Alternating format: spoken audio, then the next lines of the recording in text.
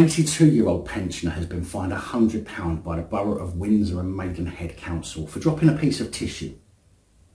Margaret Newton was initially fined £75 by the borough's environmental protection goons, which don't actually work for the council but rather work for private companies hired to do the job and who are rewarded with commissions for each person they fine.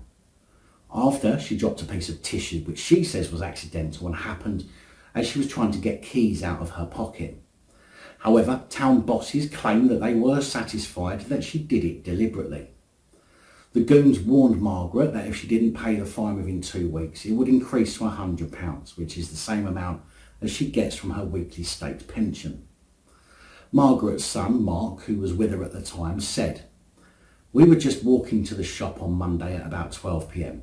It was a residential road, not a very busy main road. I was going to the bus stop, and when I looked across the road, I could see these two men coming up to speak to her. At first, I thought she might have lost something, so I gave it a couple of seconds, but they were still talking to her, so I went over. As I got there, they said they were giving her a fine." Margaret was handed a fixed penalty notice by council officers under Section 87 and 88 of the Environmental Protection Act. He said she couldn't even see the supposed litter because it was so small. I said to them, she's 82, and even if she had seen it, she probably wouldn't be able to bend down to pick it up. I offered to pick up the rubbish for them, and they just replied saying rules are rules. Now, I have to say that unfortunately it doesn't matter if the litter can be seen or not. The legislation states that a person is guilty of an offence if he throws down, drops or otherwise deposits any litter in any place to which this section applies and leaves it. Which I don't personally disagree with, as we all want to live in a nice clean neighbourhood. The problem comes from relentless enforcement agents who are paid extra for the tickets they dish out, not following the council's own rules.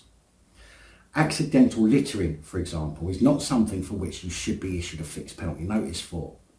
For example, as you pull something from your pocket and a wrapper falls to the ground, that's clearly accidental, whereas throwing a cigarette butt to the floor would be intentional.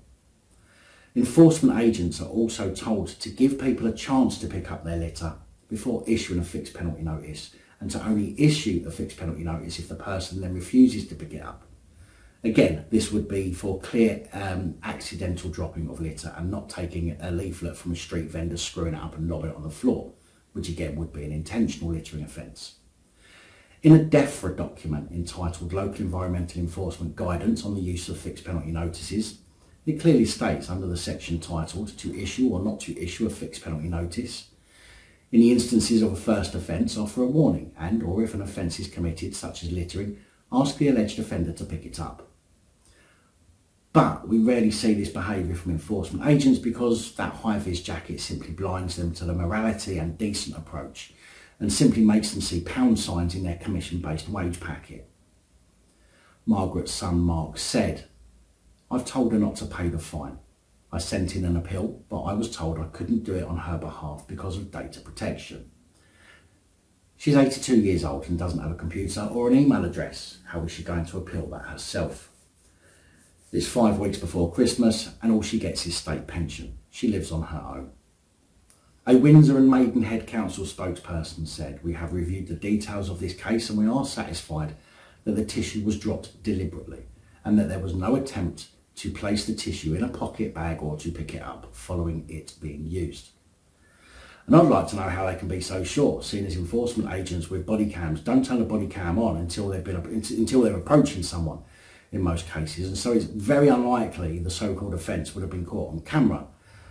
But this is simply a disgusting use of our council taxes being used to pay bullies who are not out there to help keep our towns and cities clean. If they were, they'd be asking people to clear up after themselves rather than fine them. But they're out to make as much commission as they can, even if that means ignoring their own rules. Big thank you to channel supporters, especially these guys. Your support is of course truly appreciated. Don't forget to like, share, comment, and if you haven't already, please subscribe. Let me know your thoughts, as know many of you will. And until next time, stay safe, look after each other, film the police and other officials.